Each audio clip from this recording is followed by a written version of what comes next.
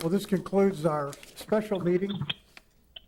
Is adjourned, and we will now take up our regularly scheduled Planning Commission agenda for July 13th. Kathy, if you'll call the roll. Chairman Baker, Here. Vice Chair Davis, Here. Commissioner Gerba, Here. Commissioner Geis, Here. Commissioner Wright, Here. And again, any participants wishing to speak on an agenda item will be unmuted during those items and allowed to speak one at a time. Before addressing the board, please state your name and address. The chairman will recognize each participant wishing to speak. If connections are lost, the city will attempt to restore communications for a maximum of 30 minutes, and if communications cannot be restored, the meeting will reconvene at a certain date, time, and place. First thing on the agenda is the approval of the minutes of the June meeting. If you have looked it over, I'll entertain a motion. I'd like to make a motion to approve the minutes. Second. I have a motion and a second. Call the roll. Chairman Baker, Yes. Vice Chairman Davis, Yes. Commissioner Gerba, Yes. Commissioner Geis, Yes. Commissioner Wright. Yes.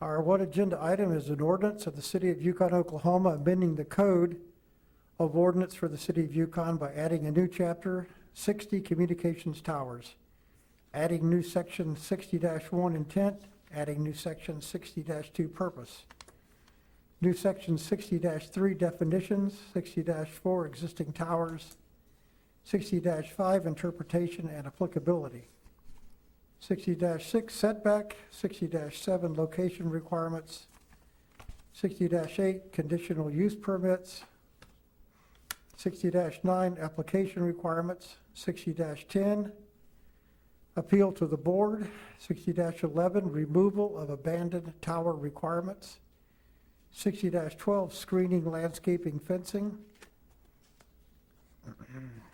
60-14 inspection and testing setting fees by resolution of the City Council, 60-15 non-interference, 60-16 insurance and hold harmless provisions, 60-17 penalties, 60-18 enforcement, 60-19 repealer, 60-20 through 22 reserved. Have the, Mitchell, would you like to speak to the ordinance? Yes, Mr. Chairman. Basically, what the change is in here, and we provide the whole ordinance so everybody could look at to make sure what sections we're actually changing. Actually changing section 60-7 location requirements, B. One of the things that we noticed, and it was inadvertently left out, and I'll kind of read it. It says no cellular telephone antenna support structure, amplifiers, transmitters, or any other wireless telecommunication equipment can be installed or placed on on a commercial, private, or public building or any other structure other than an actual tower approved by the City Council. Okay, this is where we kind of made the change. Provided the antenna and related equipment may be installed on or near the water towers upon approval by City Council. The thing that was kind of left out, the requirements in section 60-6, setbacks and height requirements for towers do not apply on city-owned property or structures. That was more of a clarification because most of the water towers we have cellular equipment on it, antennas. This was intended to actually allow a tower if needed, and this has come up on the water tower we call the Garth Brooks Water Tower on Abandonment. The tower is not high enough to provide the needed services to cover the area it's needed. So we brought this back to clarify it. It still requires a conditional use permit, and the Planning Commission still makes a recommendation to the City Council. So Basically, it's just a clarification of that section.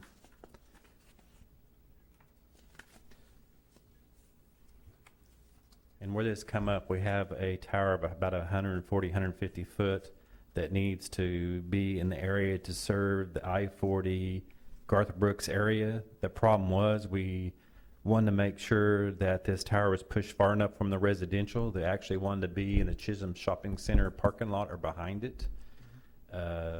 This is part of the AT&T FirstNet as well. The coverage they're heading for is basically roughly the Chisholm Center, Lowe's area. So this is kind of why this come up, because most of it, like I said, all of our other antennas are on the tower, but we just wanted to clarify it. Does this ordinance, is it adequate for when the 5G rollout starts? Small cell, if you're talking about small cell 5G, is going to be a little bit different. There's some statutes that we got to look at, some changes this last year at the Capitol as well as at the federal level. Some 5G we can control, but some 5G we cannot. It more or less comes down to the street level. I don't know if you've been up around the Quail Springs area, but you'll notice it looks like a siren on a pole. They're about 30 foot tall. Those are typically the 5G or what we call small cell sites. This tower that we're installing was what they call a hive, so everything talks to the cell towers anyway. So, but yes, small cells a little different beast that we'll have to deal with in the very near future. Will that just be a separate ordinance? That's something that we'll look at with the judge as we go forward.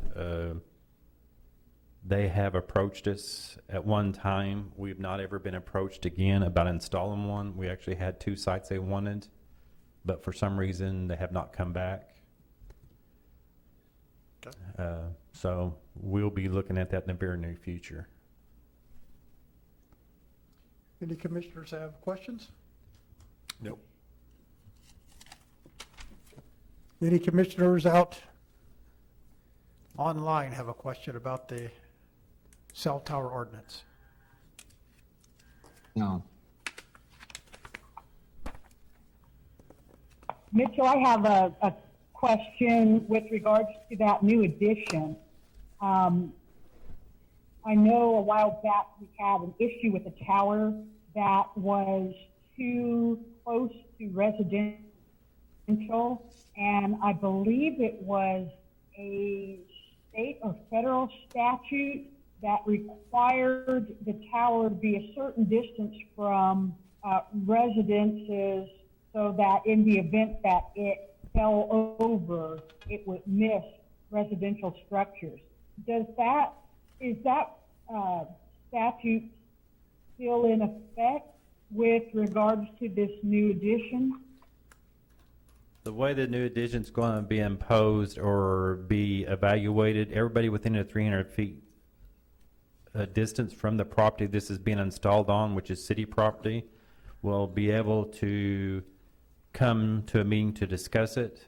But there is no intent right now to allow any other structures other than water towers in the other locations. This is the only one that's intended to look at a tower. Okay, thank you. I noticed there is not a draft motion with this. There is not. We didn't want to assume anything. We want to basically bring it back to you at the next meeting. So there's actually an agenda item. Okay. We wanted to get the input from the chairman as well as the commissioners to see what you felt. We didn't want to be presumptuous. So we'll bring it back at the next meeting along with the comp plan to actually make the motion and the recommendation from there. Okay. And like I said, one of the things that we will make sure of, this is on city property, so the city council as well as the city mayor and city attorney will evaluate each location. Each location will be determined what will happen at that location. So they will take in consideration the location and who it may affect as we go forward. But this is the only one we have that's challenged with height.